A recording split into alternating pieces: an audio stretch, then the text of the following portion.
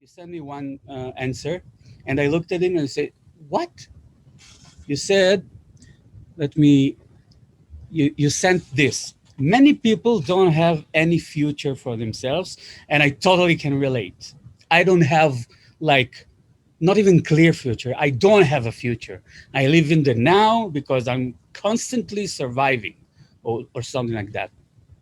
So many have no future for themselves and their actions, but they do anticipate other futures and future actions, etc. I.e., I don't anticipate pleasing myself next week, but I can imagine the boss being pleased with me.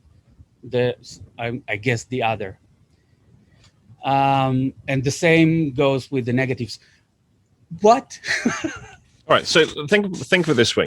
So if I have an employer and I go to a place of work, so I mean, obviously, imagination because I work for myself. But imagine I work for somebody else and I have to go to that place. Now they pay me to be there, not necessarily to work. This is the classic Western developed world concept of work. We pay you to arrive. We don't pay you for what you do, although there are some variables on that. Now, as a result, my weekday, my holidays, my year is organized around the employer and the employer's needs. Because I have Obviously, to ask permission. If I want to go home early, I have to get permission. If I need a day off, I have to ask permission. I have to constantly ask permission. In some places, you even have to ask permission to use the bathroom. So autonomy is largely removed from the individual, although there are roles of autonomy within the role the person has in the workplace. Now, within that, my time, my work schedule, my routines between work and home are organized by the employer to a large degree.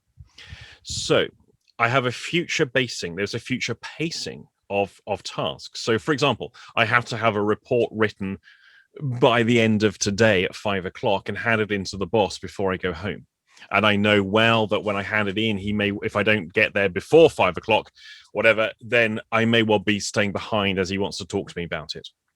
So I can now anticipate a future event. I can also anticipate if I don't get this done today, because I've got all these people who want to chat to me and that someone's brought some donuts in and it's somebody's leaving due tonight and we're all going out for a party and there's lots of distractions, but I know I'm going to be in big trouble if I don't get this thing done. So there's a conflict of pressures. So I now have an anticipation of handing it in, and I also can have an anticipation of what happens if I don't. And I can base right, that around the time frame of other, because it's an imposed time frame. right, right. Okay. Now, just take that same scenario back to your childhood. So when you were a small lad, your work, your day-to-day activity was largely organized by other. So you had parents who would structure your day, school would structure your day, greater society structured your year, and you were able to live very much in the moment. You didn't have to worry about your Right, future because right. everything is already organized. The preset frame of when you get up, when you eat, when you go to school, when you don't go to school. Because obviously they know better. They know how it works. Right. So, sorry, let me just turn this off. So we've got, that's going to be another scam call. I get so many of these scammers phoning at the moment, Me too. all asking me about the accident I had in my car, and it's like, what is that? And I literally get one a day, and I play them along, but I think they just kind of are getting wise to it all now. So why do you keep phoning me if you hang up on me when I start giving you a hard time? Just think about it. Today is election day in Israel, the fourth in like less than 3 years. Just yeah, and just think of the amount of SMS we get in the last 2 weeks. It's incredible. It's wow. It's Yeah. the new spam, Vote isn't it? me, vote me. Anyway, so as a child, your day, your week, your year is completely organized for you extraneously. Now, at some point, something really ridiculous is done to children. And for me, it started around about 13 years old. Because at school, you've got in big school, so we call it comprehensive school, the first 2 years, you're aged about 12 to 13 to 14, in the first 2 years, you're largely your work day is organized for you. But when you hit the third year of big school, whatever that would equate to in today's terminologies, they would call it, you then have to choose probably about 14 to 15. Yeah, so in Israel, I think it's called the mid school. Right, you have to choose your subjects. Yeah. And the reason you have to choose your subjects is because these are the exams you're going to be sitting in a year or two's time. And then the grades you get is going to now measure what college or university applications you can get to do, which then directs your career path. I'm 13 years old. I've never had to make a decision for of any import, apart from what do I spend my pocket money on? Which sweets am I going to buy this morning? That's pretty much my decision. You know, the depth of decisions I have to make. And now I'm having, at that tender age, suddenly having never been raised by a society or culture to make decisions for myself and plan a future, I'm being told you must plan your future. Yeah. So what? Yes. This is exactly what happens to my kid now. However, like you say, surviving day to day, I, like many 13-year-olds, I was in a big school, quite intimidating, lots of older kids, lots of younger kids, lots of unruly kids, lots of discipline issues. Teachers didn't know who we were. I mean, no one knew my name, teacher-wise. So I was an unknown, I was just a cog in a great big chaotic machine. I'm trying to survive day to day. I'm trying to navigate my way from one classroom to another across the schoolyards at break time without getting bullied, getting beaten up, getting into the wrong crowd, getting into the... I'm just trying to get through the day without some fucker stealing my lunch. And all the stuff that kids do to each other. And I was just as bad as everybody else. I mean, I can't paint myself as the innocent angel. I was a horrible child like all the others. That's my day. And yet from that position, that operating position of chaos, I have to somehow make a future-based plan. Now, not every child was like us. You see, there were other children who were raised from a very early age to think about their future, to be autonomous, to question authority, to not be obedient and compliant, to give the big fuck you to the establishment and to the authority. And when they got in trouble with other kids, or they got in trouble with teachers or peers, their parents took their side. Now, that's a very, very different proposition to what the majority of us experienced. The majority of us, when we got into trouble with the teachers, the parents took the teacher's side and we got in big trouble. Now, scroll forward 30 years to the current day with kids. Now, the dynamics are different. Now, the parents are more likely to side with the kids and bully the teachers too. But it's not done in a way that's actually supportive of the child. It's a way of actually destroying the child in a large way. So the whole ethos and the attitudes of parents in those situations today are largely quite different. Not everybody, but it's going to be a big difference. Right. So some people were a lot more autonomous in their identity as children, because their parents supported their identity role. They facilitated the development of the individual. Right. Most of us were raised to conform, to do as we're told, to be good, and actually fit in. Now think of even more complex situations, like two parents, as you described, two parents got divorced, and now from each side, let's say, each one of them make the child learn stuff. Now, the mama wants to conform, and the father goes against it. So now there's a conflict of how am I supposed to live my life? Yeah. That's more. Yeah. But generally, what you've got described there is a fairly microcosm. It's a smaller scale of what's happening to everyone on a much larger scale. Okay, of course. Because we have these conflicting pressures from the environment, and to be this or be that. And often those things are in conflict with each other. Yep. So my suggestion is the people who are able to do things for other people but not for themselves, it's because they're good. They're being good. They're being what they were taught to be as small children. Now, there's a flip side of this. So now let's just, when narcissism emerges as in adulthood, like we're of an age group that when we meet people of our age group who are narcissists, because we have an understanding of what narcissism is and what it looks like, we can see it. Mm-hmm. When you're 12 and you've got a narcissist kid in the group, most kids are quite narcissistic. So it's very, those behaviors characteristically they don't really, the narcissist as a 12-year-old doesn't really stand out. It's usually later in life when people have learned to be a lot nicer to other people that generally you can start to see where the narcissism actually is. And we learn to stop self-aggrandizing in the ways that younger people typically will do. So it starts to stand out. But the narcissist is in it for himself, that everyone else is just a tool to his own end. So the narcissist is much more self-serving and utilizes other people and manipulations of other people in order to be self-serving for their own personal interests, which are usually so superficial, which is why so many of them don't do very well in life, because they don't have any development of interpersonal relations with other people to maintain a network of support and good feeling and so on. So now what we have is that as we grow up and we become less narcissistic, and we learn to provide for others. We look after our children. We were looked after when we were children by adults. We look after, say, an elderly neighbor. We are used to looking after other people and having that responsibility. And when we apply things to other people, we're familiar with the consequences of our behaviors, whether they're positive or negative consequences of our behaviors to other, because we can anticipate future-based event. The timeline of other is not the same as timeline of self. This is one of those areas that the whole NLP timeline people, they seem to miss this in its entirety. That people think of, oh, what is your timeline? My timeline is, but actually timelines are hugely contextual.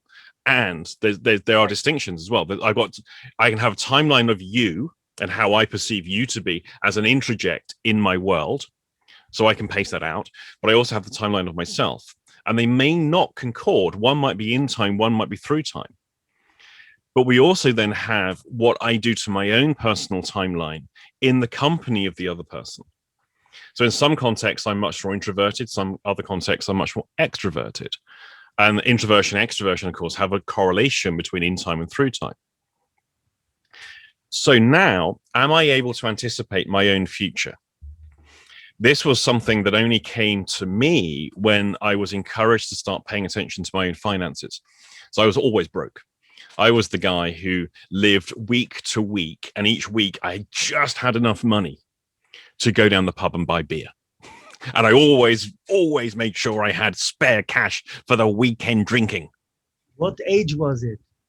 Oh, when I did my financial audit, that was when I was about 28. 26, somewhere between 26 and 28 at a guess. So mid to late 20s. Now, what I did for a month, I kept a diary of everything I spent. Every single penny that left my possession, I recorded it for a month. And I was horrified at where I was spending the money, because I hadn't ever consciously paid attention to those things. Yeah. Now, I'd been living day to day or week to week financially. I couldn't invest in my future. I'd never paid into a pension. I had never made savings because I couldn't, because I was stuck in the now. But at some point, I had to break that cycle in order to invest in my own future. And so the financial audit was, and that's where I started saving £5 a week. That was it, initially £5 a week to put into a saving pot. And then incrementally over time, that increased. And until like today, I mean, even at them now, I put away £100 a week into the savings. So I'm building into long-term future investment. What can we do for or say or whatever to someone that comes and say that future is, not just doesn't exist, it's irrelevant.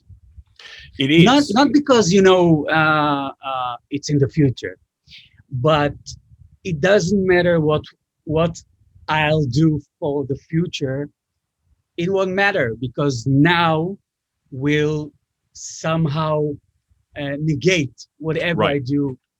So now what we have is the issue of instant gratification versus deferred gratification.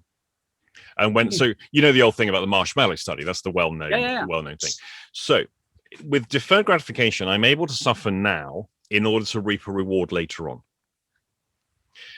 Here's how I experience this. So me in the now, I'm reaping the benefits of the suffering I went through years ago when I started really reining in my spending, when I then quit drinking, quit partying, quit smoking, quit all the unnecessary spending habits and started saving that cash.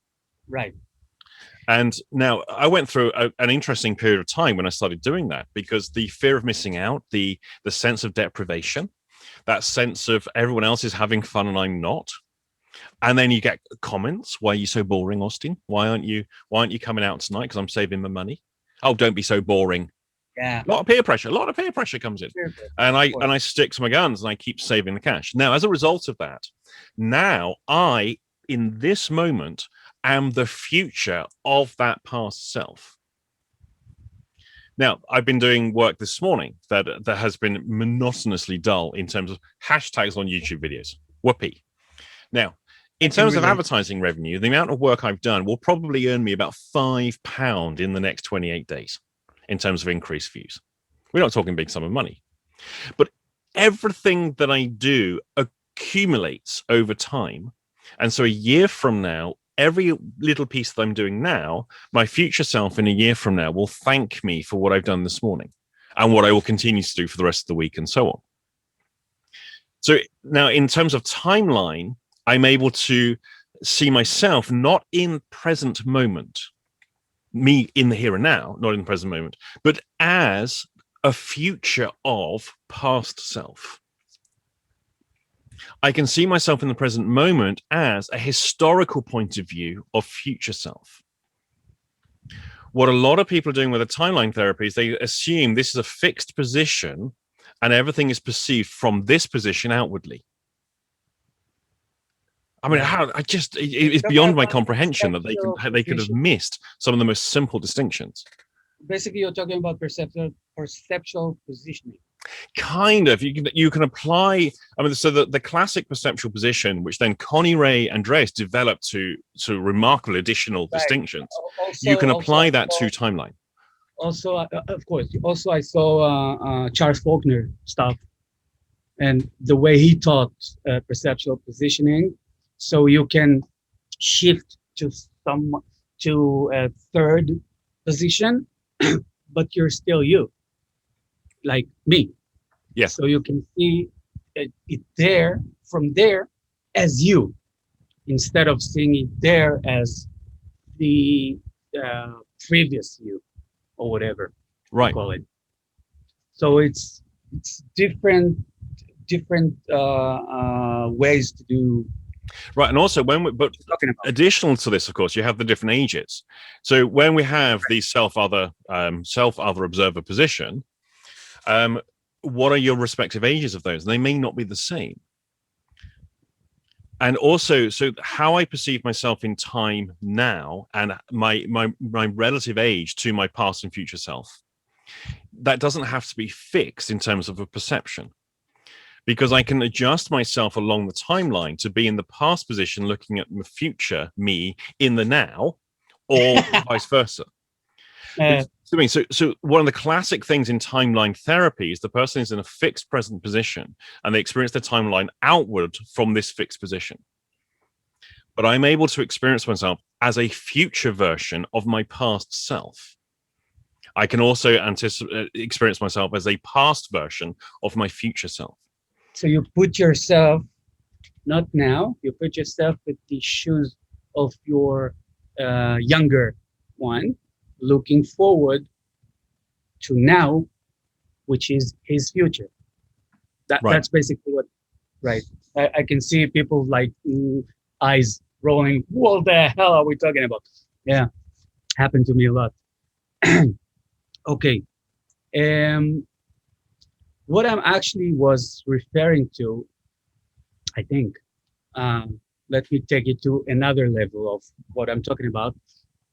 The feeling of mostly feeling guilty of not doing something to someone else, and opposed to feeling guilty of not doing something for me. Now, you gave the example of someone who works at a workplace. So he has a boss, which creates his future. There are some like us who work for themselves, right? No one tells me how and what to do. I'm the only agent that can, create the future of me. Many, let me, do the thing. Many don't do that and then feel guilty. Now, some don't do it because they don't know, so they can learn. But some people manage to not be able to perceive how to create future, even if they've been taught how. The perception of creating a future is the linchpin, is the thing that prevents. I think. What do you think? I think it's an issue of agency. So a lot of people they're not an agency of change in their own life. And now this is largely a function of people's relationship to time. And it's the old thing, I teach this in the metaphors of moonwork, which is whether time is moving or time is still. So if time is moving and I'm still, so the end of the day is drawing towards me, Christmas will soon be here, those kind of things. But I'm passive. Then I'm passive to time because time passes me, right? And I can't control that. But if time is still and I move, so as I move towards the end of the day, as I move towards my next birthday, that kind of stuff, now I'm proactive to time. So people's relationship to time is going to have a massive influence on their proactivity or passivity. Now, this is where it starts to get really confusing for people. Which itself, in NLP, as I always say, in NLP, is a meta program. Proactive, right? Possibly, but it starts to get very, very strange because now you see, I could be passive to time, but you within my environment, you within my mental map of the world, are an active point of agency. Because you're within the time frame of what moves and I am passive. So now I put agency upon you, but not upon myself. So if you're my boss and I give you agency, then you are the vehicle of change and design of time. Because time passes, I'm passive to time. So this is the thing of allowing myself the agency to create my future. Right. Now, imagine now you're the boss who I don't like or respect, and I see you as, say, being ineffective as a boss, and all other things equal, but I don't give you agency. But I don't have agency either. Right. Now, a morale issue is going to emerge quite quickly in that workplace, and somebody else will need to demonstrate agency. And you'll see this in workplaces where you get a fairly junior person, is a junior person in terms of the hierarchy, but they have social power over the group. Right. And they're the one people turn to, even though they don't have the employment authority, they have social power because they are the active agency for those individuals who are passive to time. Then you have someone like myself in an environment who I am very proactive. Time is still, I move. So I invest agency in myself, and I largely see other people as being passive agencies. And it stands out to me when people aren't. Because I can see when people are passive or they're not to stuff. And I also know I'm wasting my breath in trying to get a passive agency to become an active agency. Even worse, trying to get them to be proactive as an agency. Because they're looking to external change. Usually punishment works, but it's only when, Right, now this is the other issue. If your boss is the active agency, he has the agency to punish and reward. But the passive person doesn't do that because they don't have agency of anything. Yeah. So now you may well plan to do something for yourself, but there's no consequence whether you do it, and there's no consequence if you don't do it. Now, I reward myself all the time. I also give myself quite a hard time. It's not easy living on the inside of this head. I give myself quite a hard time when I don't do the stuff that I think I ought to be doing. So what? The great cup of chocolate thing or whatever Yeah, as rewarding. Yeah. whatever it is. Yeah, there's all sorts. I mean, I'm a very simple creature with simple habits. So rewards to me are quite simple, really, in that respect. Yeah. For me, for a guy like me, it's like, come on. You know the secret people, and you know the spiritual people. If you do, if you build it, it will come. If you do it, so all this stuff for me, it's like, what are you talking about? I mean, come back to earth and start thinking. So for me, rewarding myself with a cup of something I like, it's just, what do you mean? I mean, I just go in and, make the cup of chocolate. You see, I just go and make it, not Yeah. as a reward. I can just make it. Yeah. You see what I mean? I So it do. will never be reward. It's also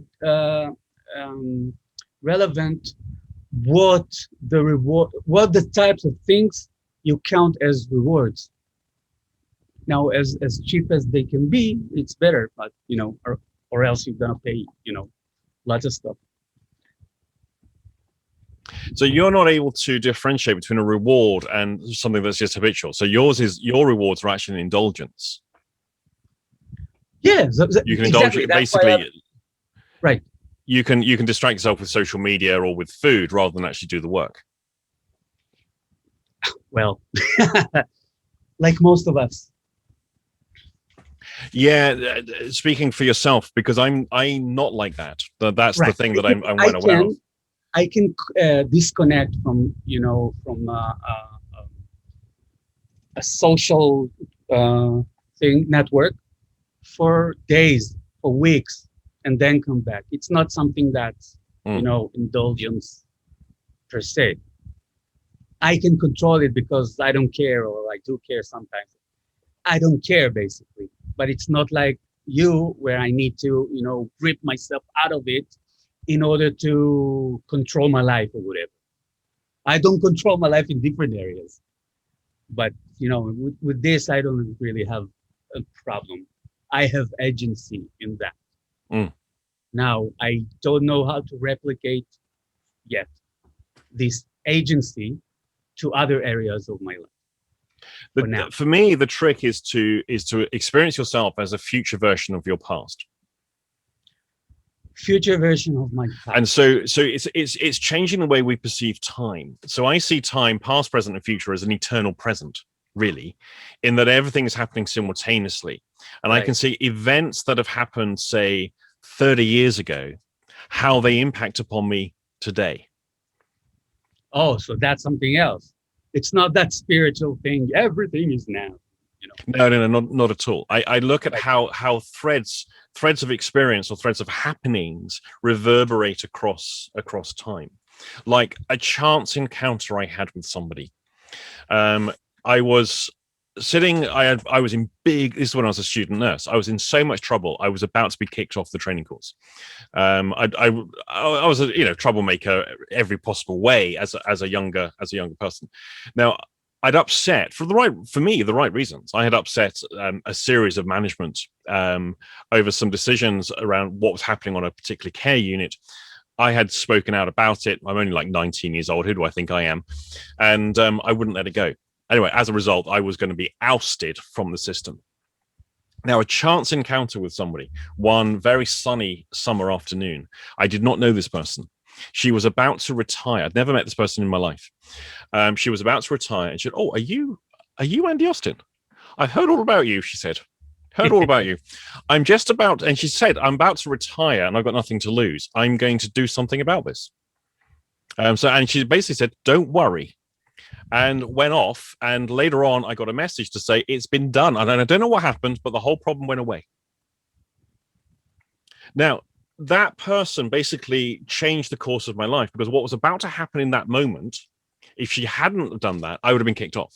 And as 18, 19 years old, I don't know what the course of my life would have been very, very different, because I wouldn't have been working in healthcare.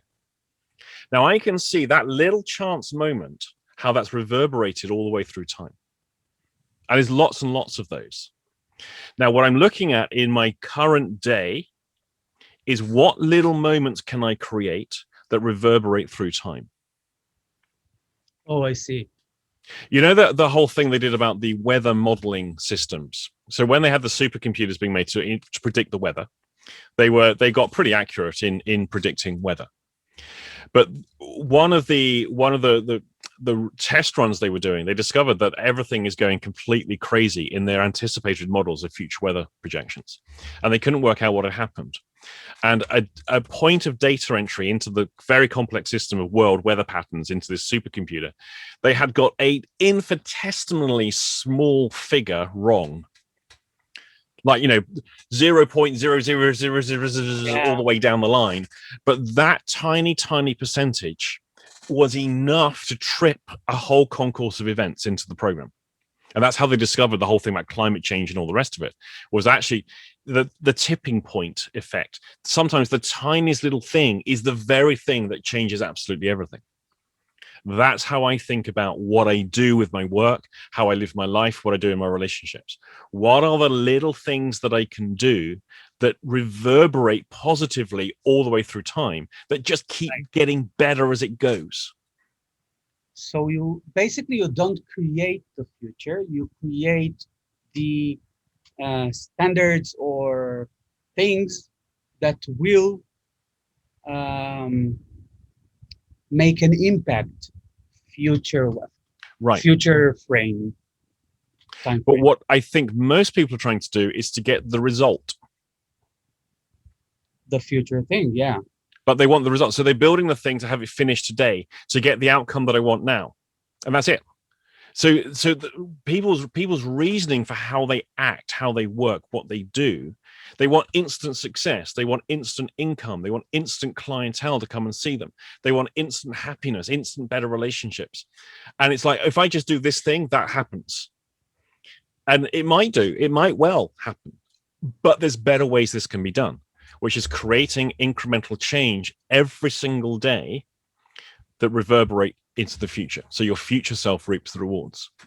Yeah, unless you're, as I said, the TLDR generation, right? Too long didn't read. So it's instant gratification. Yeah.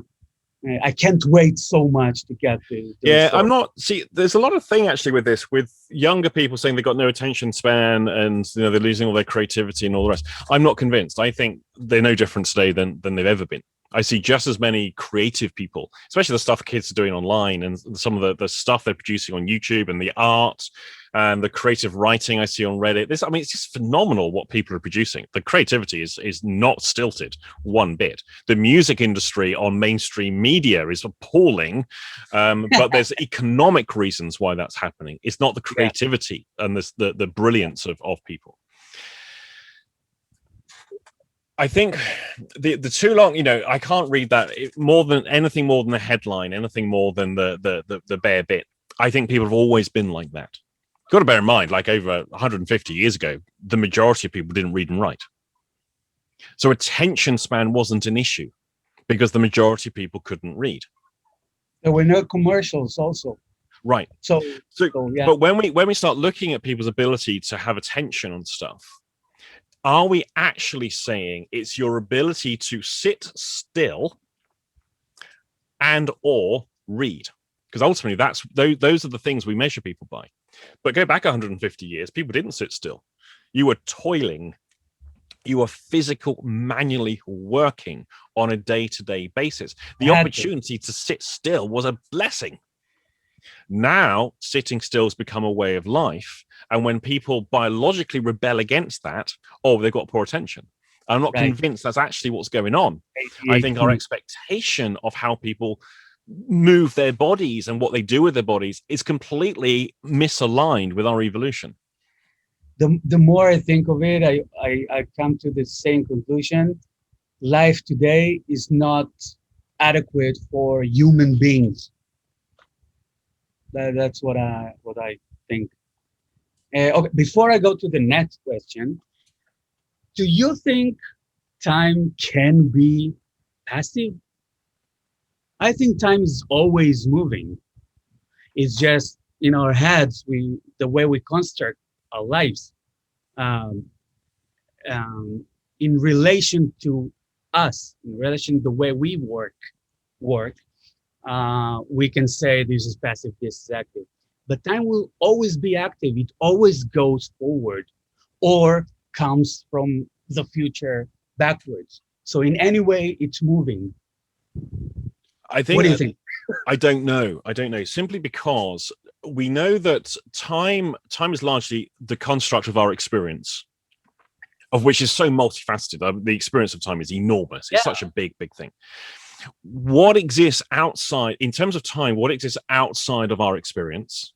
So what is out there objectively in terms of time? I have no idea. I've tried to watch some of those. You're talking about reality. But I watched some of these videos on quantum physics and the analysis of time and what time actually is outside of the human experience, and I have no idea. Maybe I don't we should talk to Wagner about that. He has his own project. Because he had his whole thing about chronons. Wagner's time model was kind of interesting, actually. But there's actually time exists as a particle.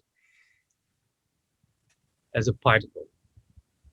I think he called them chronons, and I love that idea. It doesn't make any sense to me whatsoever, but it's a great idea. Right. No, I actually haven't heard the mechanics or the stuff he's talking about. I just know what he says, that I do a research about time. People do it for me now, research about time, but no one will understand it, so just leave it. For now, no one will understand it. That's why they do the project. Interesting. Well, let's just say I think time, for now, I think time is always moving. Well, the sun always come up there and goes down there, and there's another day. Okay, so somehow it's always moving. If you go out of Earth, it will be seem like that, because the sun will always be there. So there's no days and night, but Earth always spinning. So I think there's always time is always active. It can't be passive. It's just like perceptual positioning. It's how you look at it, how you think about it. But in reality, which many people say there's no reality, it's just what you think you see or whatever. That's your reality, but there is reality. You have to have reality in order to perceive it. So the reality is about always progress. There's always something happening, moving, even if it doesn't look like it. Now, that aside, you gave us a bit of a hint. So my question to you, which basically generated this video, how would the people doing stuff for others and not doing for themselves, how would this appear in a metaphor? I've no idea. I've absolutely no idea. Simply because I've never had that raised as an issue in any client session or training group where that's then the metaphor I elicit. So I have no idea at all what that would look like. I don't even know there'd be a consistency between people. There may well be lots of variations. Because there's so many factors, you see. There's this point of agency, whether you're passive, active, all that kind of stuff. There are so many drivers that will have to coalesce in particular ways to construct that. That the construction of your meta programs inside you somebody else may have the same meta programs, but what went into making those meta programs inside that person may be completely different. The result is the same, but the mechanism and perception is entirely different. So no one came out with everything I told you about doing something for someone else and not for themselves. No one came to you with, this is my problem. Okay. But it can show up in a metaphor, in a different question or a different way, and that would be the situation. Now, what you wrote to me back is that, again, many people have no future for themselves, right? Or Yeah. actions. So how would that be in a metaphor? Now, this is where this starts to get really complicated. And outside of so a lot of people watching this won't necessarily be familiar with my work in metaphors of movement. And then the level 6 metaphors, which is the time portal, is all about time. The more advanced stuff, but we can still probably, lower it enough to people start to understand what we're talking about, I think. Right. So essentially, one of the things I look at with people is, and I don't do this overtly necessarily with clients, but it's something I will perceive with people, is which direction does time move? Because either I'm moving relative to time or time is moving relative to me. It's going to be one of those two divisions. And that's if he moves. Right. So it's one of those two divisions. No, because if time is still, then I move. And if I'm still, time moves. Is one way or the other, unless we're into some very, very peculiar experiential states when time moves and I move, and time is still and I'm still. Yeah. And you're going into very borderline areas between psychosis and mystical experience. Yes. So when time is still and I am still, we have the nirvana mystical state, the true yogic union and expansion of consciousness. Quite a remarkable thing. Most people will only ever achieve that with certain drugs. And anyone who's taken those sort of drugs who can experience that whole thing of time just stopping. The world has stopped and now everything is in my possession. It's a life-changing experience for people. Absolutely. The other one is, though, when time moves and I move, because relatively now time is still. Because if I'm moving and time is moving, then it depends. But depending on what direction things are moving. So if time is moving in one particular direction, I'm moving in the opposite direction. Now we have an acceleration. Mm-hmm. If time is moving that way and I'm moving that way, we have a deceleration of time plus a regressive state. Yeah, as one that rides a bike, I can tell you, yeah, that's true. Right. But then we also have people can go at different angles to it. So time is moving one particular way and I sidestep and I go in a different way. So what I'm looking at is the direction of movement and the direction of time. Direction of time to a degree, but largely the way the landscape is organized in the person's metaphorical domain, in the metaphorical landscape, for want of a better term, pinch that from clean language, in the metaphorical landscape, because the orientation of stuff, and this is what I don't actually teach this because it gets too weird for people. And in the problem I have is when I try and teach this stuff, they try and jump on that and we'll do it with absolutely everybody and then turn it into a technique. It's like, no, this is to inform and educate you in terms of what you're looking at, which is not quite the same thing as turning it into a process and technique. Right. And then when you understand what is going on, then start taking stuff and Now, this is the light and dark side of the moon position. This is where it starts to get peculiar, because in a metaphorical landscape, I'm at the epicenter of it, looking outward in all directions. Right. And everything is orientated to me.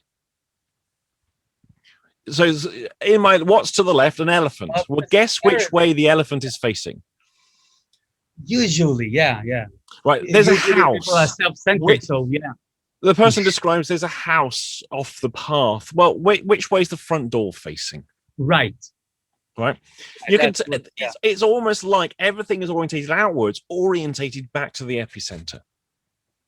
Did you have any metaphors where things looked away from now that is the stuff I'm looking at, is what isn't orientated that way, what is denoting something else that is a deviance to that. And so these are the kind of things you can start to look at in terms of direction of time and direction of perception. Because what we're then going to do, if a person is then going to take steps and move within their domain, within their landscape, so they're going from a stuck state to a metaphor of movement state, hence metaphors of movement, now they're going to move themselves to a position where no longer everything is orientated to that position. This is why people don't change. This is the comfort zone. These are the things that denote familiarity, organization of comfort, because I'm familiar with all this. I know the distances. I know the relational positions that everything has. I know how I relate to it. I know my place. I know where I stand relative to it, where they stand relative to me. And this is how our brain structured, right? Familiarity is a survival mechanism. Right. Now, So we get a person to change their position. They're immediately going to have to reorientate the reality to that position, or reorientate themselves to that reality. Yeah. And now we get into the thing where we started off, which is the difference between a reasonable man and an unreasonable man. The reasonable man adjusts himself to the environment. The unreasonable man adjusts the environment to himself. Talking reasonable. We can simplify it by it's easier to change your position than trying to change everybody else's or stuff in your reality. Right. Now, if you're going to invest in your future, do you need to make changes in you, or do you make changes in the environment? Or is it a combination of both? And would that be an issue of ratios? And then we can come into the issue of agency. Changes in others will always be changes in you. Not necessarily. I mean, if you want something that outside of you, in reality, change, you have to change something not within you, but in your position. I mean, if I want to live in a better house, I have to move to a better house, or I can, of course, demolish this house and build a new one. Okay? It depends on what resources you have. Now, people with resources usually don't have those problems because they have resources. Life is easier the more resources you have. Yeah. Now, most people don't have inner or right. So then one of the key things for people is to start to work out what are the resources you need to develop, both intrinsic and extraneous. What are those resources that you need more of that your future self can capitalize on and utilize? So I look back to when I was saving £5 a week. Right. That's always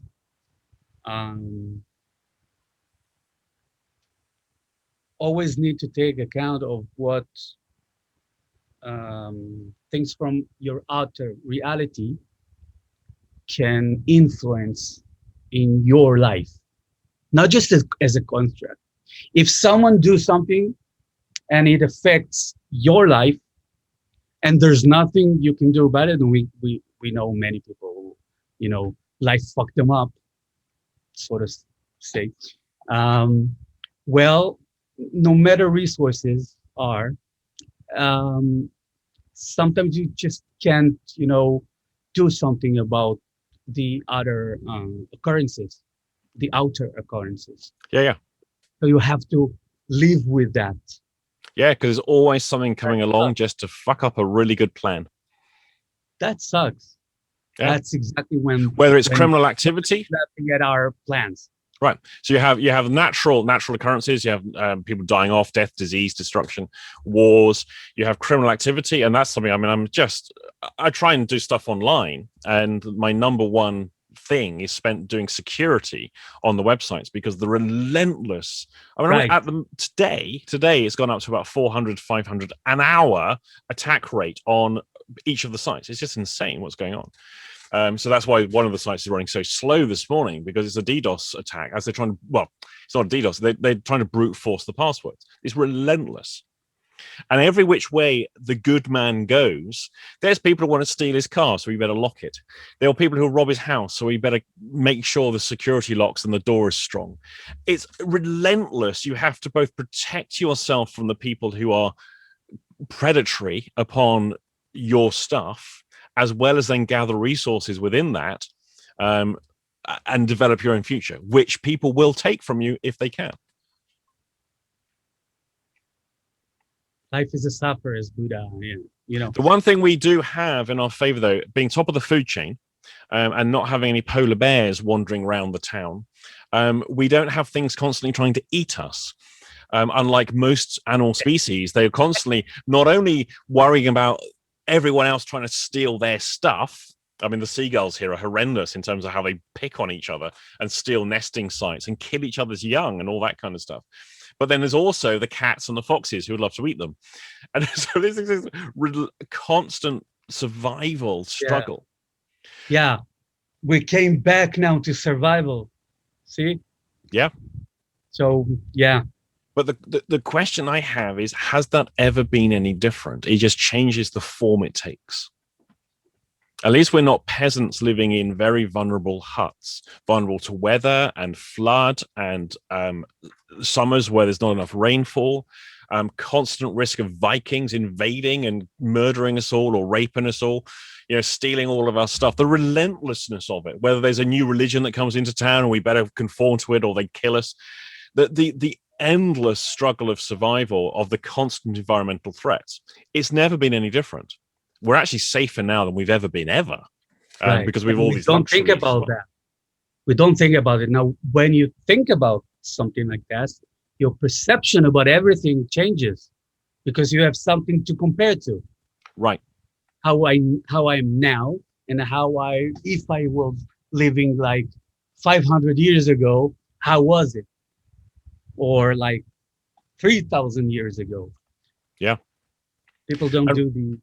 And one of the things I think is useful to experience is to experience ourselves in the context of the history of our species. People are so disconnected now from our modern educational system, especially, I think, is particularly poor. But a lot of the stuff around our modern way of living is that people living in cities, a lot of them have never even seen the stars. Because the light pollution and the atmospheric pollution, they have literally never seen stars. Is that true? And that's just remarkable that you can have that scenario. Now, a lot of people don't know anything about, say, the classical gods and the great mythologies and the world religions and the history of the species. They know nothing at all. They know where to get a Big Mac from. They know where Pizza Express is. They know where the gang hang out that they've got to avoid, and they know where their gang they hang out with they go. And we know the rules of the street, and we know how to stay clear of the law, and we know how to get out of trouble, get into trouble. We know how to steal a car. For a lot of people, their reality is shaped entirely by a limited environment that now has this dome of pollution and light pollution above it, and they can't see outside of it. And no one has introduced historical archetypes or the context of the species into that environment. What's happened is we're taking it out more and more. We don't teach them any of the classics. We teach them all progressive politics and identity politics and all of the stuff that has we got to there. so little value to making people happy and productive. And yet it's become all important. And you have people now, did you assume my gender? And that's it. They're off on a tirade and it's ruined their life, and they're going to try and ruin other people's lives. They'll take to Twitter. And it's like, guys, really? Somebody used the wrong pronoun, and that's what we're all getting angry about? Yes, they are. That's what the headlines you see today on the web. Wow. It is remarkable. Now, and that for me is because people have been disconnected from their history. That's exactly what Jordan Peterson, fought 2 or 3 years ago in Canada. Yeah. So let's all hate on the guy who challenges the ethos, and oh my goodness. Yeah. Now, I'm hoping all of this stuff is just going to be fashionable. It is just a fashionable thing, and it will pass, because every generation has its own thing that causes all the outrage and the upset. What was that? A fad. Yeah, and I'm hoping it is just a fad, because often in the generation growing up underneath that latest generational fad, they themselves rebel against that, and the human need is as it is, that people then want to reconnect to stuff. They will grow up. Right. I had an interesting observation when I lived in the city. So I lived in Southampton, big, horrible, ugly city. A great city in so many ways. If it wasn't so crime-ridden, I'd have liked it. But it had so many crime issues and so little intervention from the authorities to deal with it. A lot of great people, a lot of people, there's a lot. It offered a lot.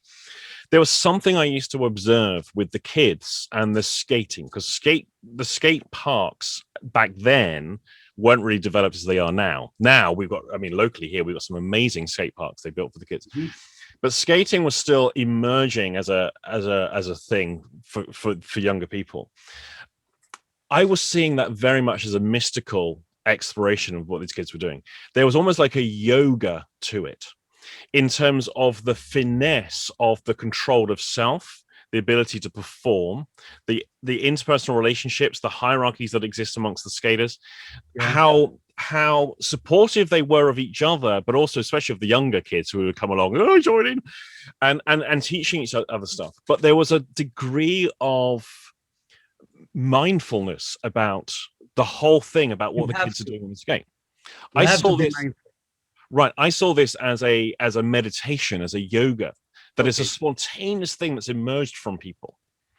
Then from that, then you had all of the various competition stuff that starts to come out. And then parkour started to, so the free running, that then emerged. And that for me now, that is total yoga. The mental discipline, the state control, the philosophy of parkour, all of those kind of things. This is a spontaneous emergence of old ways amongst a generation that has been disconnected from the old ways. And I think it will always emerge from people.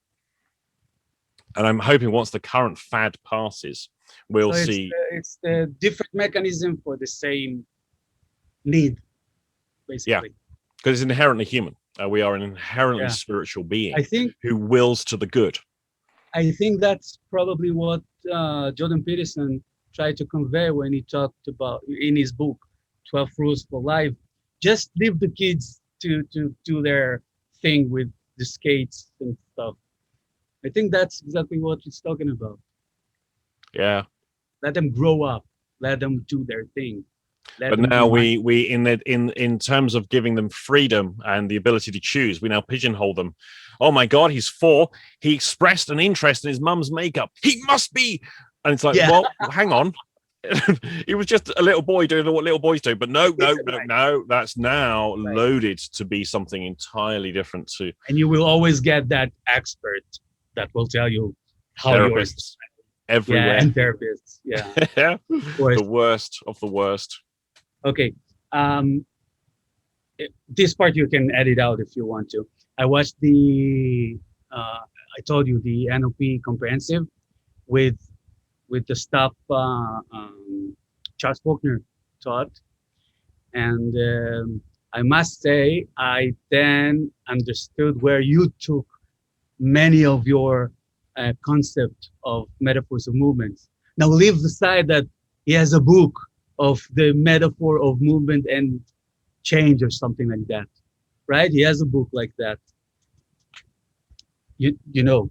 I don't know. He's had an audio program which was Metaphors of Identity, or something like that. Yeah, it was an audio. He has metaphor of identity, but if you look at Amazon, just know that. If you look at Amazon, it's Charles Fox's Amazon. You'll see a metaphor. I don't remember the first bit, but it's the metaphor of movement and change, which is literally metaphors of movement. I need to get it somehow. But everything he taught in NLP there was about strategies and meta programs.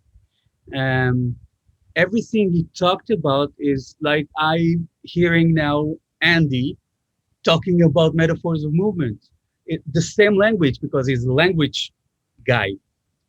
And it was fascinating. I think in those few hours, I learned more than anything I learned about NLP till this day. Yeah, it's amazing. It's like I thought I knew NLP. No, I'd say this, people. If you think you've learned NLP and you think you're really good at this stuff, go and spend some time with Charles, and you might have a. I have to. I will do it as soon as they'll open the sky and everything will be back to normal. He's definitely one of the smartest people I've ever met in my life. I mean, he's quite remarkable. Remarkable brain in that man. Yeah. You remember you tell it at the metaphor movement workshops. You say you talk about that you went to his workshop or whatever, and he talked about stuff and moving and everything. He talked about metaphors basically, and you said you didn't know what the hell he was talking about. You didn't understand, and you did it a few more times. I saw him do the same presentation 3 times, and you didn't get it, Nope. right? So luckily, after I studied your stuff. Yeah, it took me a bit to understand, but I understand the concept. That's the major thing. I understand the concept, and then now learn all the implications and things that can be done. But as he was talking about those stuff, immediately I understood what he's talking about. It's a language thing. It's everything in language. Everything in language conveys everything that's happening in your perceptual thing and what you like and what. As I said, I thought I knew NLP. The experience I had, the levels of and layers and having seen the same presentation 3 different times. I'd hired him. You see, I met up with him. He was over in the UK, and I hired him to do a talk at my NLP group. I then went to see him do it in Southampton at the other group that was up there, and then somewhere else. He's from the US, right? Say again? He's from the US. Yeah, he's in Chicago, I think. What it opened up for me was the following. Do I not understand this because what is being communicated isn't being communicated adequately? Okay. Or am I not understanding this because I don't have the ability or the understanding to understand what is communicated perfectly adequately? Or is it a combination of both? Right. And so the metaphors of movement work that I then developed was largely based around trying to understand what the hell he had said. And then that was really the next year. I was like, what is this? It's driving me mad. And as I started to decode, as I started to change my understanding, of course, what he was saying is absolutely clear. And if I heard it now, I go, well, how could I possibly have not understood that? Right. This is so like, what word am I looking at? Am I looking for? After you understand it, it's so easy to understand. And also to understand why did you miss it. So when you don't have the adequate representation of what he's talking about, you can't understand that. Yes. Only when you start building, let's say, stuff according to what he says, then it starts to make sense. But you have to build it first. It's luckily I was I guess luckily it was inherently for me inherently regular thing to watch, to see, to understand. So as you and Charles started talking about those things, it made sense. That's lucky for me, but not everybody has this, I guess. Climb back. Let me show you climb the tree. Climb the tree house. Let me just give you a quick tour of the attic. Yeah. This is what I've been sorting out. Oh, I wish I had one. Then there's what's arriving on Thursday is I've got a big L-shaped desk which is going to go along here and then across the back, where I'm then going to put up all the machinery that I've got for the cutting machines and printing machines, and then I'm going to have set up the cameras in places, and I just need one of these things you click between the camera views. So I can be talking like this and then click and swing round and carry on talking to the other camera. So it's going to be like you'll have a camera server. Yeah, I don't know what it's called, but yeah, that's the plan. Yeah, it's a central appliance that you connect all the cameras to, and you can, oversee it from the computer. Yeah, as one appliance. And weirdly, you can actually do this via your mobile phone. And because the actual device itself is quite expensive to get, Yeah. But there's actually an app you can get where you connect your things to the computer. I haven't seen how it works, By but apparently it works really well. by Wi-Fi. I don't know. Cool. I've not got that far yet until I set up the Where desk. the cameras connect to? With wires? Yeah, they'll be USB into the computer. So you can connect few cameras to the computer, and then you have an application that controls the whole cameras. Yeah. It will be, server thing. Yeah. Because it's a service. Never mind. Right. So Now, going back to. By the way, about I just wanted to add. You said there's a generation of people who don't remember how the sky looks like, stars and everything. As you know, I live in Israel, and you've been here a few times. So in here, in my country, you can drive for 10 or 15 minutes, or even take the bus, and you're at the ocean.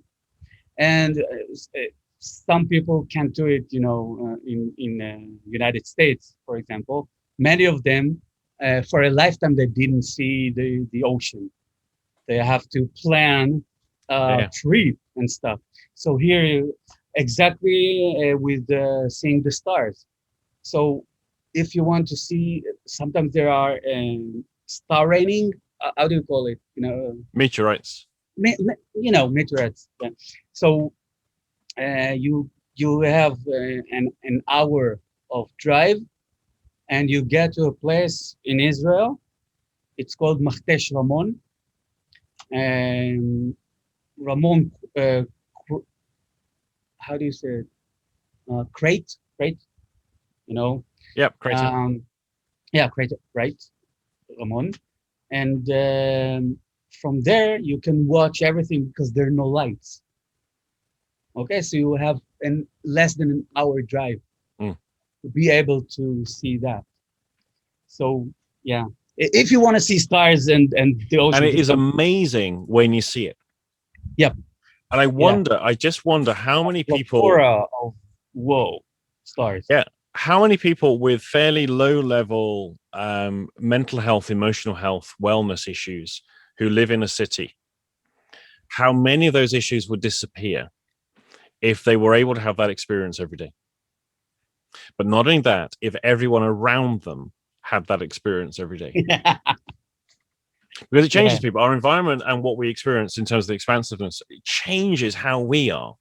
Now, me changing is not necessarily going to be enough to make me well. This is one of the things I wish therapists understood this concept. That this notion is that your symptoms exist in isolation of the greater context of the environment. Of course. And you're a programmer. Sorry, you're a computer program to be reprogrammed. You're a computer to be computer fixed. Metaphor. Yeah. It's such bullshit. It is such absurdity that every human being exists in a context. No symptom exists in isolation of that context. And yet therapists, our modern day alphabet therapists, all seem to think that every symptom itself exists in isolation and can be fixed with some magic words and a quick technique of some sort, whether it's tapping, swishing, reframing. And then it's gone. There you go. I commanded it to be gone, and it's gone. Okay, you still live in a complete shithole that smells of urine and violence, and there's still rampant corruption in the government in which you live, and there's still drugs and graffiti everywhere, and you can't go out at night safely. But don't worry, all your depression is gone because I commanded it to be. They actually think this, and they don't understand within orthodox medicine. There are these different models, and the models by which things are understood. So, say we have behaviorism. Behaviorism is that everything we have is a conditioned response. When people train a dog or detrain a dog, so you got an abused dog, it's been rescued, and now you're trying to both train it and decondition it. Everything is done at a behaviorist model. We don't tend to see a dog within a social cultural context. We see it as a thing that has been interacted with, and it has now had these conditioned responses, and we're going to recondition it. But we only think of that really with dogs. We don't really think of that with people training. Although NLP gives a nod to that with things like anchoring and stuff like that, but it's not quite the same. Then we have the medical model, which basically says every behavior happening inside you is an aberration of the biology, and therefore to fix it, we fix the biology. Mhm. Now, Anchoring is about, the cause of the biological aberration may be multifactorial, which may include environmental, but predominantly the problem, the behavior is because there's something wrong in your brain or in your nervous system, so it must be adjusted. And then you have the social constructivist theory, which is basically everything that you are you're a product of the environment. And if we want to improve mental health, we can only do that by improving the environment. And when you give people the right resources, they live appropriate lives. Not any one of those models is 100% true in every context. I mean, we only have to look what happens when you give people all these resources, and how well and happy and functional adults they become. Often not very at all. I mean, it's amazing to me that people really do shit up their environment. You know, it's just like, what is wrong with you people? Why don't you pick up your litter? Why do you have to shit there? What are you doing? And they've got everything, and yet they take it for granted and abuse it. So all of these models have a place, but they're also very limited. What most therapists and coaches aren't aware of is what model they're operating, because they never thought about it. They've just gone into a training course, learned a few techniques, and that's me. I'm a therapist now. I've done a course. I'm a therapist. well, that's I've got a something certificate. they were sold. You know, the people that teach need to sell it, obviously. Right, but the people teaching, they don't know either. They don't know. When I've asked various trainers about these things, they don't know what I'm talking about. So what do you it's all just people making money off everybody else. Just to say, this and is no one's really understanding Andy's what they're rant doing. of the day. Oh God, it drives me insane. And so largely what they're now doing is they're furthering the destruction of the culture by not really understanding what on earth they're doing. They're just contributing to the very nature of the problem itself. There's a great group on Reddit. It's one of my favorites. It's the anti-psychiatry group. And I'd like to think it's a little bit of my influence, but they're now not just picking on psychiatry. They're now picking on therapists generally. So it's a sort of anti-therapy group. And it's horrifying when just go to Reddit and it's /r/anti-psychiatry. Have a look at the stories that people write there. Look at people's experiences about what's happened to them by well-meaning individuals who simply did not know what they were doing, but they didn't know they didn't know.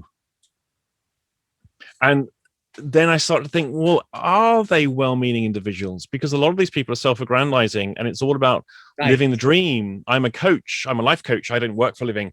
I have a six-figure income. I'm a psychiatrist. Right. Yeah, and a lot of it is approved by the state, right? Right. Since I approved by the state, that means I am whatever. So they have authority, they have power, they have legal power, they have status, their families are proud of them, they got the big qualifications, and the average person in culture doesn't understand the concepts. And they go, oh, you're a doctor, you're a psychiatrist, okay, you're an expert, you know what you're doing. And people don't realize, they don't know that actually they might not. And that actually a lot of these things are very dangerous and have horrendous side effects and consequences, but no one's seeing it. Yeah. It's not ranting now. It's habituated into society. But here was the bit, this is what I wanted to get back to, was the issue where we're talking about, that you mentioned perceptual positions and timelines. And my timeline sense of self, my timeline sense of other, timeline sense of observer, they're not going to be the same. So now when I'm in observer position of my experience, or I'm in self position, do I retain the same timeline? Or does me experiencing myself as observer have a different timeline to me experiencing self as self? Well, it can and be when both. I empathize with another's position, what am I doing with my timeline then? When I'm in an empathic position, what's happening with my timeline? Now, there's an assumption that people have one timeline that changes across context potentially. And people then diagnose themselves, oh, I'm in time. Oh, I'm a through time person. No, well, I'm an in-between time person because my timeline's a spiral. Right. You always get that idiot. Before you go on, if you can explain the difference between in time and through time, because for me they both sounds the same. Yeah. Okay, so the Even classic. through or in, it's the same thing. This was Tad James and Wyatt Woodsmall. They wrote. Now, just as a thing, I don't give any credibility to timeline therapy at all. I have no interest in timeline therapy. I don't think it has any benefit that I would ever find. It came from NLP, right? Right. However, in developing their timeline therapy, Tad James, Wyatt Woodsmall, they wrote a book, Timeline Therapy and the Basis of Personality. Yeah, something. Okay. Everyone should get this book. This is remarkable. What they did, what they recognized is quite striking. Now, the therapeutic stuff, no interest. But they recognized that people's relationship to time profoundly affects a lot of aspects of personality. So, a through time person, my past is off to my left, my future is to the right. So I'm aware of the passing of time. I'm aware of the past. I'm aware of the future. Much more likely to be introverted, who is aware of the passing of time. Now, a person who has future in front, past behind, they don't worry about the past. They're much more likely to be extroverted. Okay. And the different timeline positions have very different decision strategies that they make as well. So an in-time person has a very different decision strategy an in-time person to a through-time person. And so, and timeline therapy and the basis of personality answers a lot of those things and actually explains it very, very well. And so it's a book I recommend, apart from the therapeutic application aspect. So basically, in time and through times are different. So one in through time, I'm in a meta position to time. I'm time aware. An in time person is usually very much in the moment. They're not very good at telling what the time is. So through time, the person is almost a bit out of time. He sees it, they have time awareness. The in-time person is situationally aware or emotionally aware. They're not dissociated from time. They're just aware of all of it. Yeah. That's my thing. They're in time, but they're aware. So that means... So your through-time people are much more likely to, because they're aware of time, they're more likely to be punctual, conscientious. They keep track of time. They often don't need a watch because they can tell what the time is. They're much more likely to have stable emotions, a much narrower range of emotions too. The in-time person, because they're in the moment, their emotion range is much wider, but it also moves quite quickly. They can shift one state to another quite quickly. They're not haunted by their past, so they're able to be more extrovert because what they just said or what they just did doesn't bother them because it's gone now. They're much more impulsive. Because I see the future and the possibility. I don't see the consequences that are now past. Whereas people like myself were haunted by our past because I can always see it. So people's relationships with their timeline profoundly affects a lot of the attributes of personality. Now, so I've got a timeline that goes one way or the other. Unless you're the weirdo, there's always one. Everyone in every room is my timeline's a spiral. Oh. There's always that one, always, because they always have to be special. And I'm sure there's various timelines. I don't believe them, to be honest, because it's so predictable that someone will do that. Now what we have is the three perceptual positions, right? Which aren't actually three perceptual positions because there's a lot of variables for each of these. So I can be in the self position. I can be in other positions, so I see the world through the eyes of somebody else, or I can be in observer position, so I'm dissociated from the whole thing, seeing myself and seeing the situation. Right. Now, if I'm an through time person, past is off to the left, future is to the right, and I think of yesterday, now, in context of my timeline, what if I'm associated, dissociated, or in other position? So can I have timelines within timelines? Because am I fixed in thinking of those things from the current position that's present? Or when I remember yesterday, am I now associated into the issue of yesterday, but I'm not associated into my body, seeing it through me from yesterday. I'm in other or observer position in the container of yesterday, experienced in the present moment. Has to. So we can start to see time as a container or a lens or a filter through which we experience things. And there's multiple containers, of course, because I can be in the present moment re-experiencing yesterday from an associated position whilst I'm in the here and now. Or I can be completely lost in a past moment and I've forgotten where I am in the here and now. I had that experience once. It was quite remarkable to me. I was reliving a moment I was traveling home from work on a train, and I was reliving a particularly stressful work in a hospital ward. I was doing some troubleshooting, and it was just horrendous what I was getting involved in, and the social politics of the workplace. And this was like, I don't want to come back tomorrow because this is just too awful. They're not paying me enough to make me want to deal with this on a daily basis. Now I'm so absorbed in a particular conversation on the train, I have forgotten I'm on the train. I have lost the current reality. I'm so absorbed in it. And I hear a familiar voice say, "You might want to get off the train."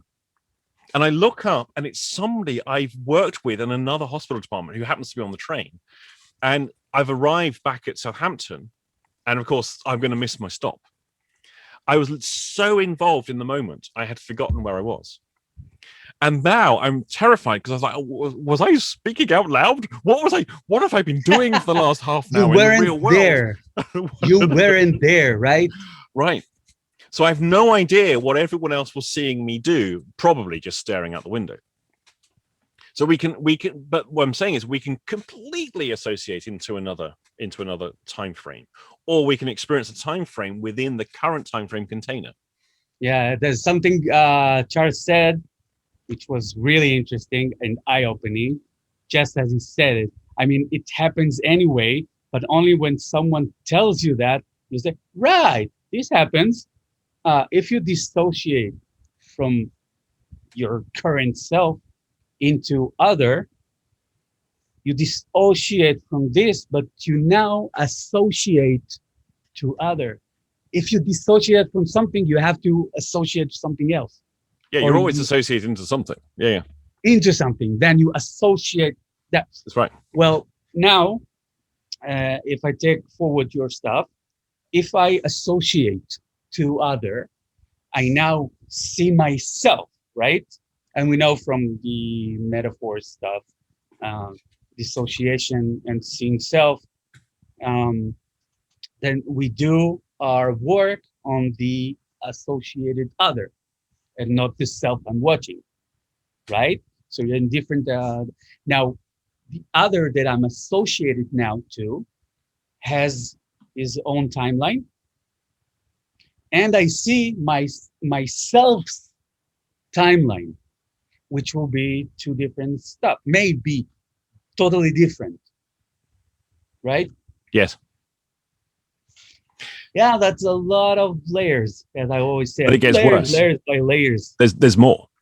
So now when we And start looking at, course. so if I'm in an other position or observer position, looking at myself. Now remember, being in an observer position or other position in metaphor is very different to being in an observer position of memory. These are very different experiential domains. They have different rules governing them. So you'll find submodalities as a quality within memory, but you won't find submodalities necessarily within metaphor. And by the way, in dreams, which are also different from both. Yeah, they're organized. There's organizational, there's structural differences between just the two. to point that out. When I see myself now, the direction and angle relative to self, distance from self, elevation, and relative size are just some of the variables that are going to be different. Because it's not just a simple state of, oh, we dissociate from self.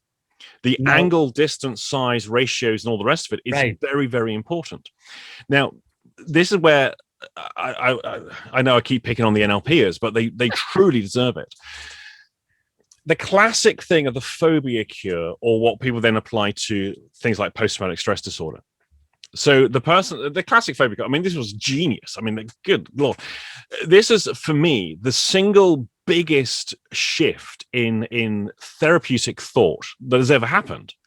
when they recognized, well, hang on, if you find people who haven't got phobias anymore and people who have phobias still, what the ones who haven't got it anymore, what do they do internally?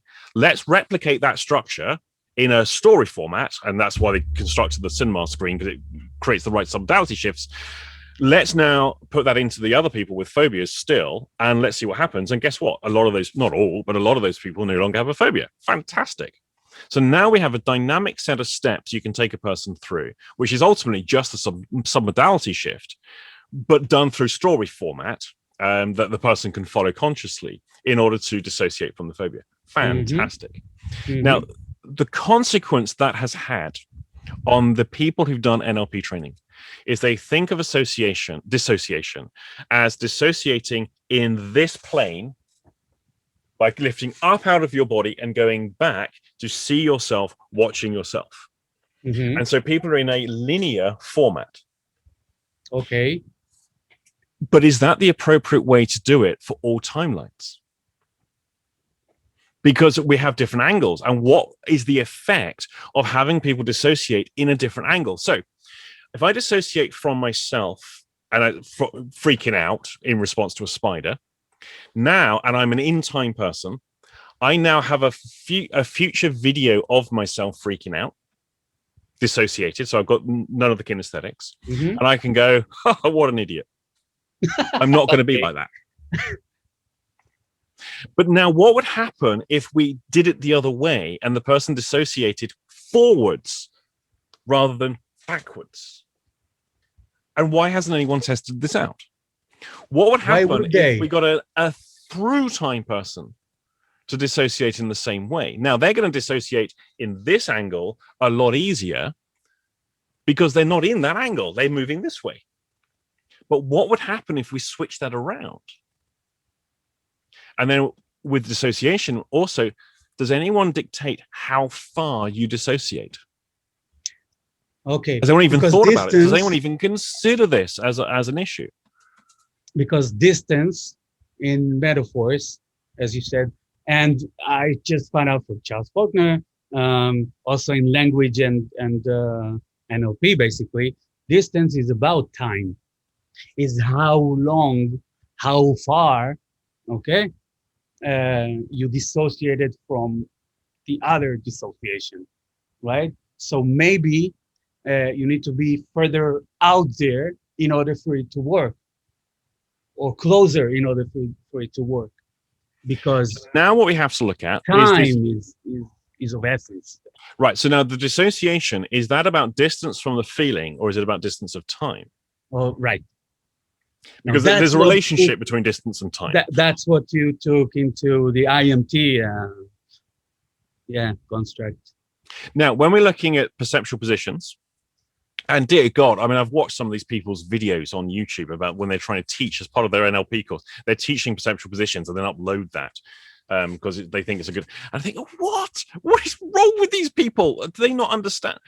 And I think a lot of people don't understand because they've never given it a depth of consideration into the possible variables. They didn't deconstruct what they do, Right.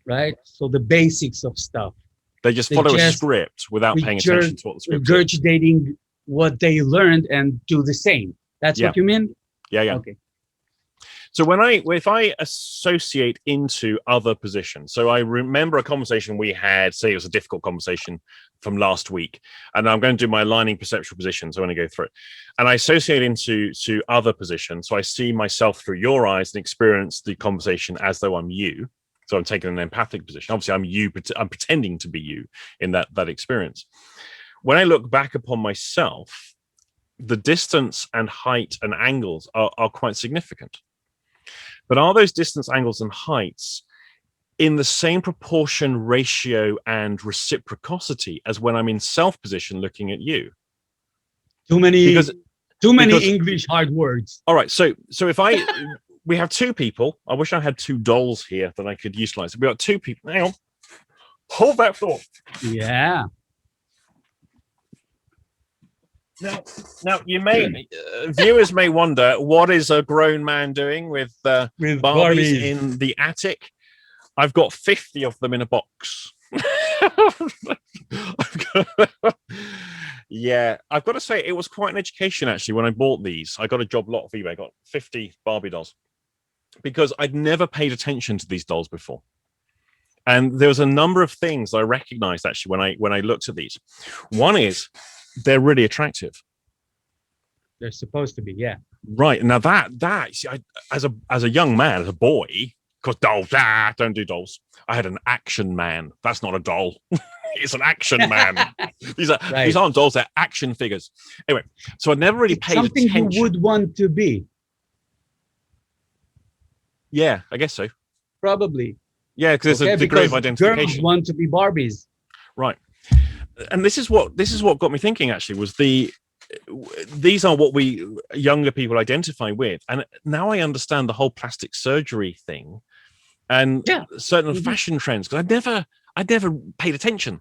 And I thought, my God, these are actually quite good looking and in a weird kind of way, because they're plastic dolls. And I feel that as an adult with all my rationality and all the rest of it, what would I have been like if I was a 4-year-old girl? Right. Oh, she's so beautiful. That's who I want to be. Right. Now you get the wrong impressions of how a girl should look like. Right. I had an action man. You got a big scar on your face. Yeah. Action man. Right. So, that's me. That's you. Mm-hmm. Now I can be in this position. So I'm in observer position, or I can be in this position, or I can be in this position. Right. So now I'm in this position, for example, and the other person is this distance away at that angle. Mm-hmm. But when I reverse it, is it going to be exactly the same, or could the distances actually be different? Who knows? Right. Now, my question is, why haven't people explored this? Because there's some significance here in terms of the angles and distances and heights and ratios and sizes. There's a lot of significance. And people, if we start exploring using Connirae's method of the aligning perceptual positions, where it basically took the perceptual positions and then refined that with some amazing additional details, I would recommend everybody really. I spent a month every day going through the aligning perceptual positions in its full. And you did nothing else? No, not the only thing I did. I would do one a day.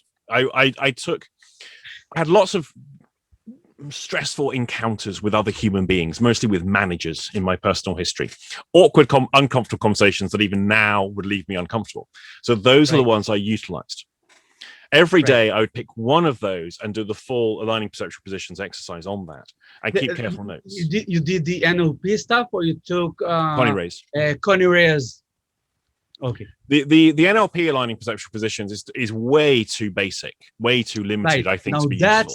That's an answer for your question. Let me suggest something. You also used to ride bikes, right? So when I started riding, my maximum speed I allowed myself was like, in Israel at least, was like 80 kilometers per hour. Okay. And at some point, my body, my brain, my mind, whatever, I got used to it. For me now, driving at 80 is like walking. So if I want to get somewhere, I have to be faster. So I took it to 100.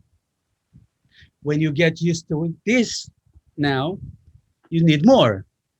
So our mind usually habituate into whatever you keep on doing. Yeah. What I think happening, people don't do this when they learn set of skills. So they don't practice. If you keep on practicing, the level you're doing will become habituated, will become easy. So you'll start asking questions about that. So you move to the next level. When this will be, and this takes time. And again, the TLDR generation, give me a break. I have social life, so I'm not going to practice. So people don't practice enough to start finding the other layers, the other levels. That's why probably, that's my suggestion. That's why probably people don't look for what you're looking for. Yeah. And you keep on asking those questions. Why do people think of this? I think they because don't. they'd rather self-aggrandize than actually do the work. Because this will bring money and fame and everything faster. That's why, for me at least, doing the work bit by bit and let it influence the future cannot be a possibility because I need money now. You see what I mean? So Yeah. it's all, yeah. So that just I wanted to add. It's just reasonable. But in self-application, so regular self-application of this stuff to explore it, keeping careful notes, you'll start to spot certain themes. And Right. that's what I would urge people to do, because as you say, because we habituate to certain things, certain aspects of our own behaviors and certain aspects of our own experience, we fail to notice. And anyone who like we do a lot of video, and I don't know if you have the same experience as I do, but I suspect so. You see certain behavioral traits in yourself when you watch a video back, and I don't know I do that. I have a thing that I'm still trying to decondition myself out of, where I don't even see myself do it. I swallow but look away as I do it, and I see myself do that on most videos, and I never catch myself doing it. Now, for someone like me, that's Andy. Right. It's just Andy. I have one myself, which I know about from little age. It's something that I got used to and habituated, and I know about it, but it goes out without me knowing. Right. Now that's and the I thing. See it on no, but I know about it. But do you know it when you do it? I don't. Right. And then I watch those videos and I see myself do that. And I said, oh my God, now someone sees a 44-year-old doing that. Oh my God. Yeah. It's a funny thing. So now this is the thing. How many behaviors do we have? Not just mannerisms that we see when we see ourselves on camera, but in terms of like interpersonal relationships with people, how we make decisions, how we think, how we feel, what we do in our day-to-day life. And how many of those things are we doing that are detrimental to us, but we have no concept we're doing it? Right. And that's why habitual application of these different processes of self-exploration can start to reveal some of them to us that we would otherwise have no awareness of. And that's why we've got to keep records of them. Keep the But some notes. people will tell you you're self-aggrandized. I just said you're too. How do you say? I don't have the word in English. Talking about me specifically or generically you? No, not generic. Generic, of course. I don't usually do generic, even though I understand generalizations. No, I was going to say, if you're talking about me specifically, I would probably know the words that people use. Right. But no, I'm not. I'm talking about generals here. Where was my line of thinking? It was cut. My line of thinking was cut. Well, go on. It will come back. You're talking about the repeated self-application in order to find awareness. So some people will tell you that what's happening, but you don't know it's happening. And they will tell you something like you're arrogant. Now, why would they? I'm so nice. Why would they say that? Yeah. So only after videos or watching myself from the side, see, perceptual, I can start seeing what they're seeing or hear what they heard or even feel what they feel.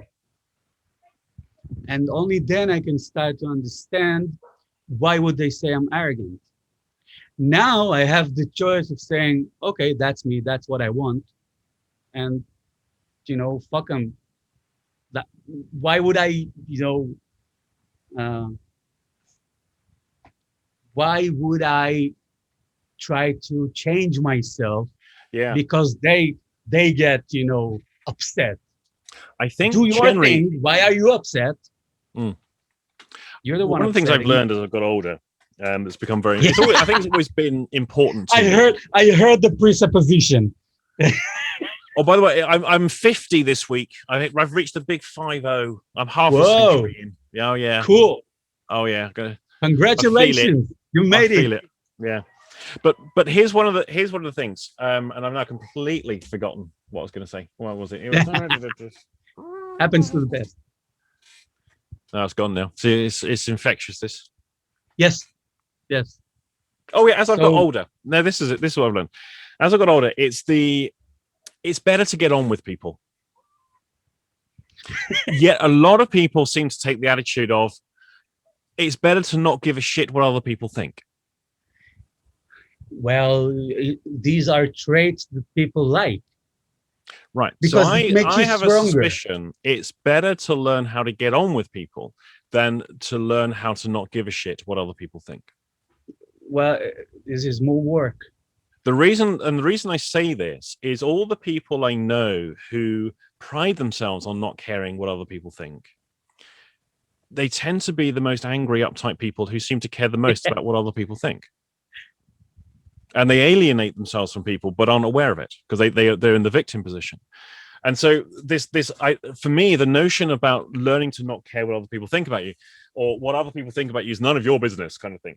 I'm not convinced is a very good way to enter adulthood or to enter old age. Old age, I'm 50 now. Yeah. I think learning better to tolerate people's idiocy, tolerate people's annoyances, and learn to get on with people is definitely superior. I've learned this one as I've got older. Whereas I used to try and I was of the mindset that I had to learn how to not care what other people think. And of course, I don't think that works. I don't.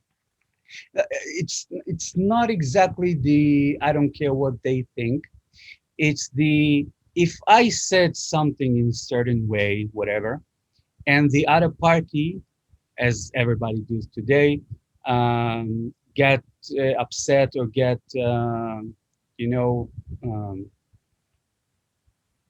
offended. Today, being offended is like a thing. So, is it the trigger needs to be dealt with, or the one affected needs to check with themselves why would they be offended of I would an say asset? both from an external position that both parties need to address that.